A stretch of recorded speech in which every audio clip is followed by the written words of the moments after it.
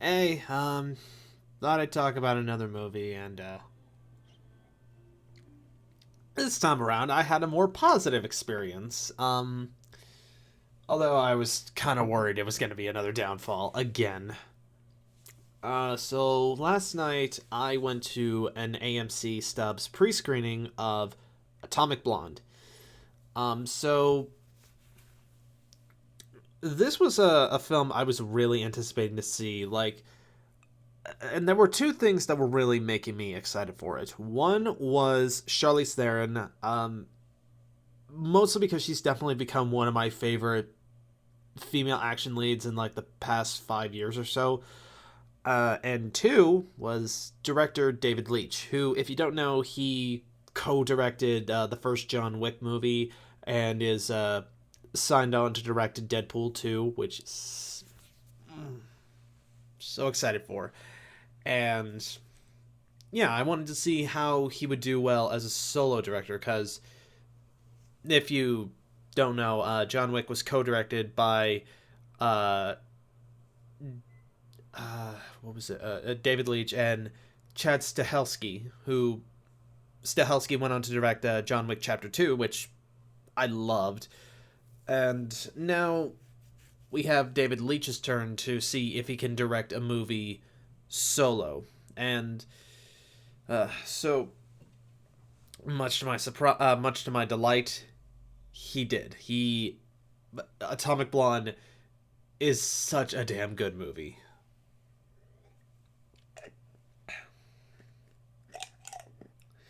So basically, what it is you can probably guess from the trailers that it's about an MI6 agent who is sent to Berlin during the times of the collapse. Hold on.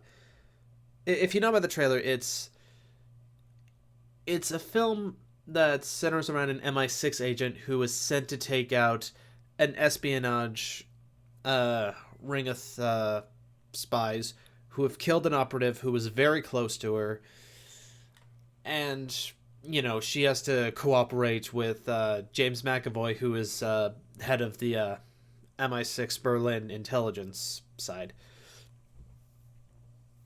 What I was completely surprised by was that the film actually takes place during uh, it takes place during the times of the collapse of the Berlin Wall in 1989, I believe. Wait, when did that happen again? Uh, yeah, 1989. Okay, just wanted to double check. Anyway, yeah, sorry, I have my computer window open because I have to look at some things. But yeah, uh, that's the only big spoiler that I'm gonna give you that the trailers don't give. But yeah, Atomic Blonde is pretty much the best way I can describe it is if it's pretty much a John Wick action film, but with Charlize Theron, and it's really damn good. There is definitely a lot to enjoy about this film that I was actually kind of surprised about. Some story elements that you never really expect at first.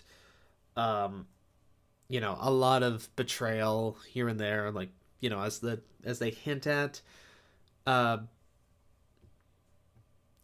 but it's really interesting. I know I'm saying that a lot. Um,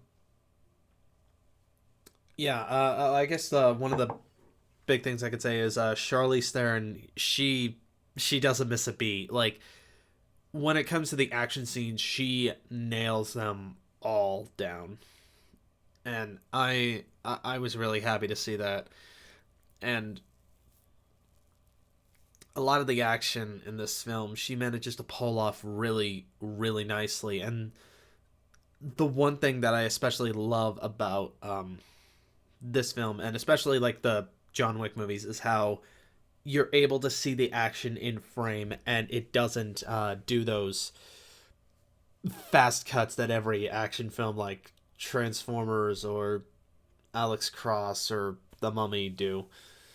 Uh, the Mummy we'll talk about later, in particular.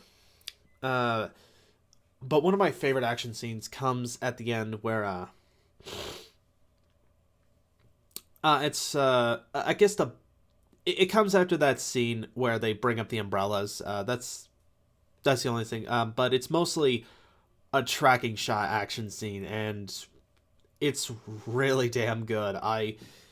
It actually kind of reminded me a lot of a mix between that scene from Kingsman in the church, with a little bit of what's a good example? Hard Boiled. I'll go with that.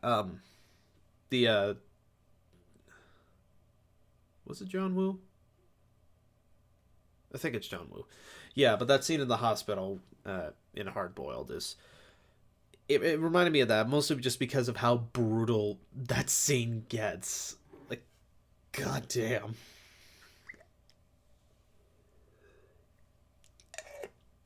Yeah. And James McAvoy, he, I gotta say, James McAvoy's been having a really good year. Um, I mean, after this and Split, he's just been really dominating as of late, and I gotta give him massive props for having a good agent this time around. Ah. And there are twists with this character, but I won't go into that per se. John Goodman and Toby Jones, fantastic as well.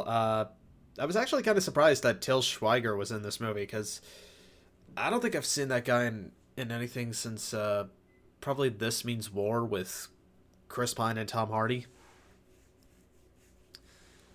Of course, it's been a long... Oh, it's been 5 years since I've seen that movie.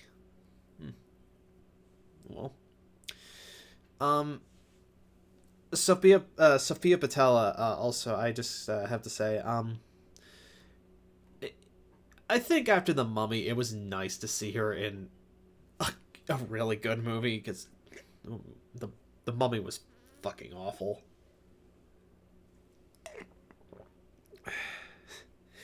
And I felt kind of bad because I gave such a underwhelming vlog about that. I figured, you know what, I'll make it up to some people. I'll write I'll write a proper review for it. And if you haven't read that yet, I'll put a link down for it below. The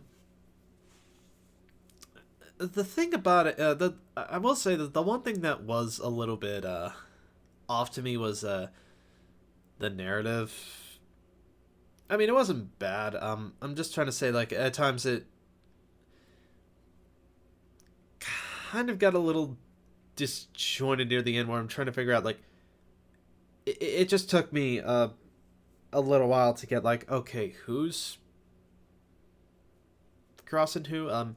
But I don't know. Maybe I just need to see the movie again to get a better understanding of it. But for the most part, yeah, I really do recommend Atomic Blonde. I guess also, before I go, I should talk about my experience going to see this movie.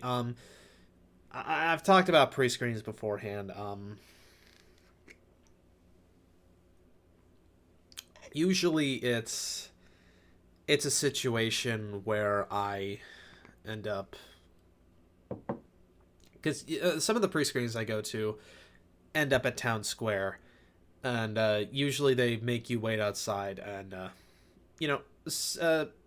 like, for the most part, if you have a pass that's either printed out on paper, or if you have it on your phone, like I did, or like I've been usually doing for the past year or so, actually, then they usually let you in and just scan the barcode. But this one was a little bit different. I actually had to get out of line, and I was pretty close in front. I had to go out of. They told us, okay, you have to actually have physical tickets, so just head over to the box office, ask for your ticket, tell them AMC Stubs member, and then head back in line. And I'm like, really? They never did this beforehand. Why are they starting to do this now?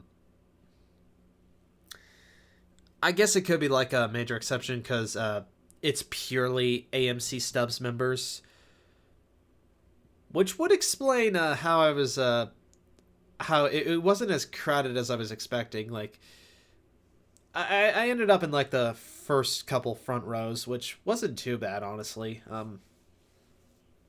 Considering the auditorium I was in. Oh boy, if I yeah, if this was in one of those smaller auditoriums, I've been like,